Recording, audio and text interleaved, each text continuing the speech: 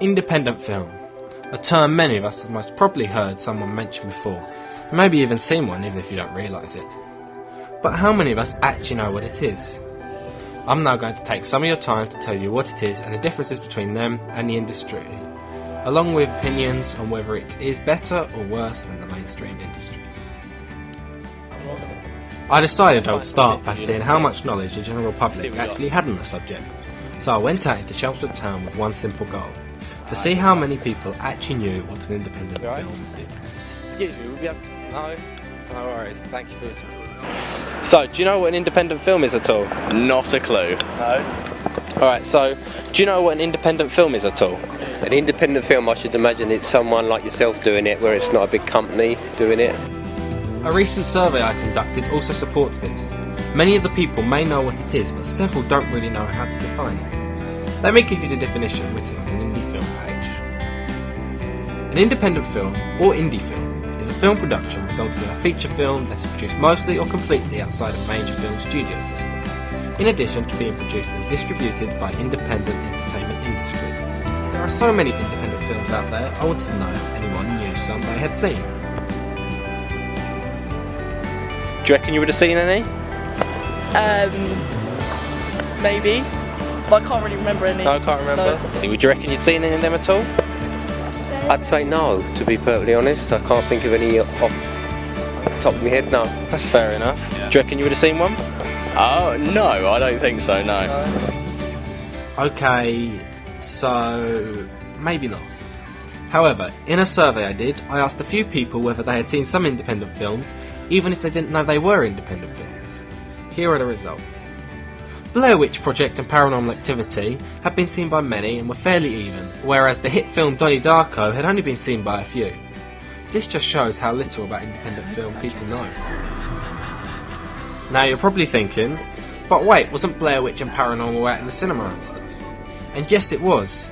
And although both Blair Witch and Paranormal were originally pieces created by independent companies, they were then taken over and released by major companies, which is why today we know them as such big films. Now knowing what an independent film is, I wanted to find out what makes it and the differences between independent film and the mainstream film industry.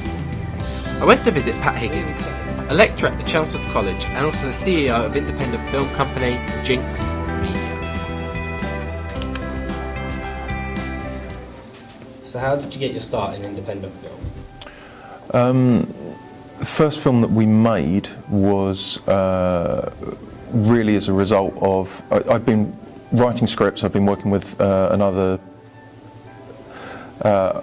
been working with a colleague trying to get something together that was potentially saleable. It's very, very difficult when you've got absolutely no track record at all. So I started to look at the possibilities of writing and shooting something, really just so we had a production credit under our belts. And that kind of grew into a plan that I quite liked the idea of doing that. We ended up with, we had a production company that we'd actually set up for a completely different reason. And then round about the end of 2003, beginning of 2004, we ended up in a position where we had a script, we had a production company, so we shot it ourselves. And then when we were able to sell that movie, and you know, that ended up in sort of all the mainstream shops, and we thought, oh right, okay, and we found it easier to attract funding for what became the second and the third movies. So that was the beginning of it all, really. Have you been successful within your... I think it really depends what you mean by that.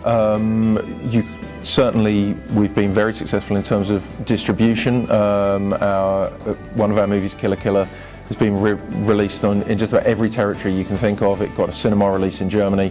I've got a little shelf of all the different regions of it, and it dubbed into Russian and all that sort of thing, Spanish, whatever. So in terms of getting seen by the public, a lot of them have done quite well. In terms of critical feedback, some of them have done quite well, particularly our fourth movie, which is called The Devil's Music. We won the Best Independent Feature at Festival of Fantastic Films, and that got a lot of good press. We've got a lot of really, really good reviews for that. So that's very heartening, and that's very good. In terms of financially, it's a bit of a mixed bag. The most recent movies and the anthology movies that we do, which are the Death Tales movies, we've hit we've hit a strategy now where they can pretty much always guarantee to make their money back, and then hopefully some more on top.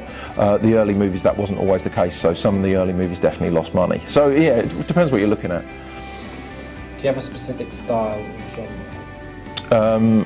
Well, I like horror. I like horror because horror is flexible, because horror works like, I always think it works like a trump suit in cards. It's like no matter what you've got, if you add horror elements to it, everybody thinks it's a horror movie. So that basically means you can cheat. You can basically still be a horror person and shoot just about anything. We shot a romantic comedy, but you stick a little bit of gore in it, a ghost in it, and suddenly, even though it's basically a romantic comedy, everybody thinks of it as a horror movie. We did a music documentary, but as long as you've got horror elements, that gets sold as a horror movie. So horror works like a trump suit, and that means that you can always really make any movie you can think of, but as long as you add in a few elements to keep it locked down to that genre, and as long as you know what you're doing and play with it a little bit, it means horror never gets boring. So that's why I like it.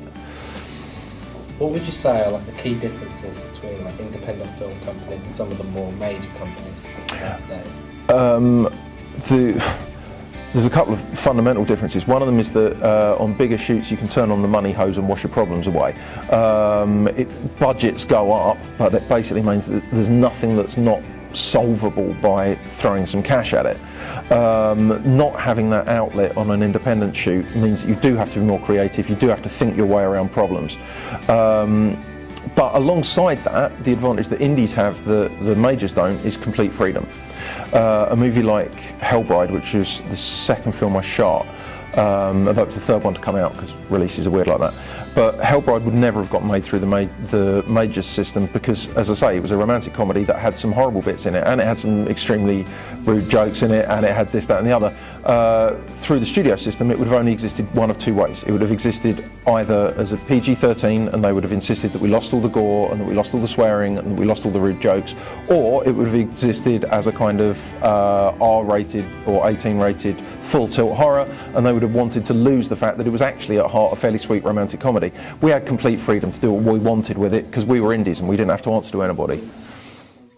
A perfect example of these is looking at the films now and the nasties of the late 1900s.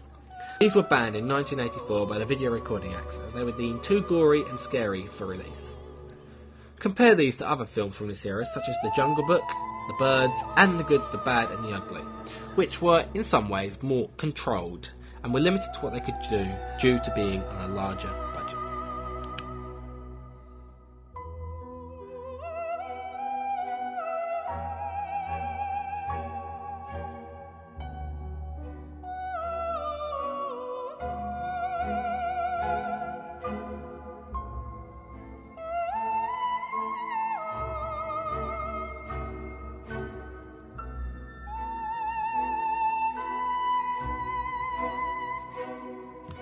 However, this is just one view from an independent filmmaker. I wanted to get an interview from the perspective of someone who worked within the major film industry. So I went to visit another lecturer at the college who also turns out to be an ex-camera operator who had worked with major film industries by the name of Matt Tatum. Having worked with major film companies, do you believe that big industries often have limitations? Yeah, I think, working with larger industries, the limitations are that there's more tight controls over them. They don't necessarily get the freedom that they might need to make decisions that might be kind of out of the box. And it's all about those producers and their decisions. What, in your opinion, are the key differences between major film industries and some of the independent films? I guess the differences between small and major film companies is with small industries like the indie cinema productions, they can make kind of a lot more decisions at a lower level, meaning kind of the directors get more choice. Whereas at a higher level, with the big companies, there are kind of set standards and time frames that they have to do those in. And in your opinion, is one better than the other, or do they? Well, I think, my opinion of that is that both larger and smaller film companies have their benefits, have their pros and have their cons. With a smaller company, you have, like I said before, more freedom, more choice to be more creative, and you get an opportunity to make something that otherwise probably wouldn't be made.